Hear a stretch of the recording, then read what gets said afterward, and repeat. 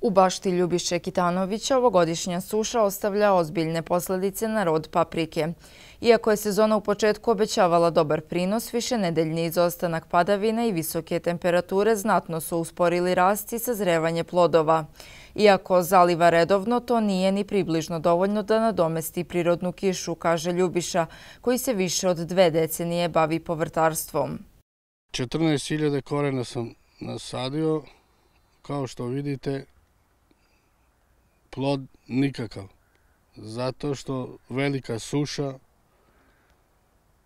i ne može da džabe zalivamo 2 puta u toku nedelju ili 3 puta, ali ne biva, znači i dalje je velika suša.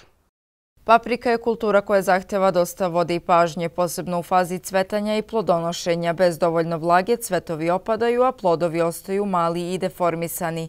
Na otvorenom polju paprika je mnogo izloženija vremenskim nepogodama, dok se u plastenicima može delimično zaštititi, ali i tu uslovi postaju sve teži zbog ekstremnih vrućina. Ljubiša na svom imanju ima i 3 plastenika, a pored paprike ove godine zasadio je i manju količinu paradajza. Ipak najgore je prošla upravo paprika. Troškovi proizvodnje ove godine znatno su viši zbog povećane potrebe za navodnjavanjem i dodatnim agrotehničkim merama, dok se očekivani prinosi prepolovljuju.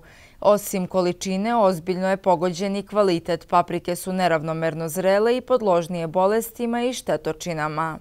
Što se tiče napolje, ne može. U plastenik može da se postavi mreža i može se zaštiti, ali napolje ne. A koje vrste paprike ste sejali? Pa većinom sadim za ajvar. Vi vezenku, i za turšiju, za tegle, to. A gde prodajete papriku? Pa prodajemo u Ranilug, u Ropotovo, u Kamenicu. A kako će ova suša da utiče na cenu paprike, zna li se još? Pa ne zna se još baš cena, ali ako paprika nema, onda cena sigurno skače.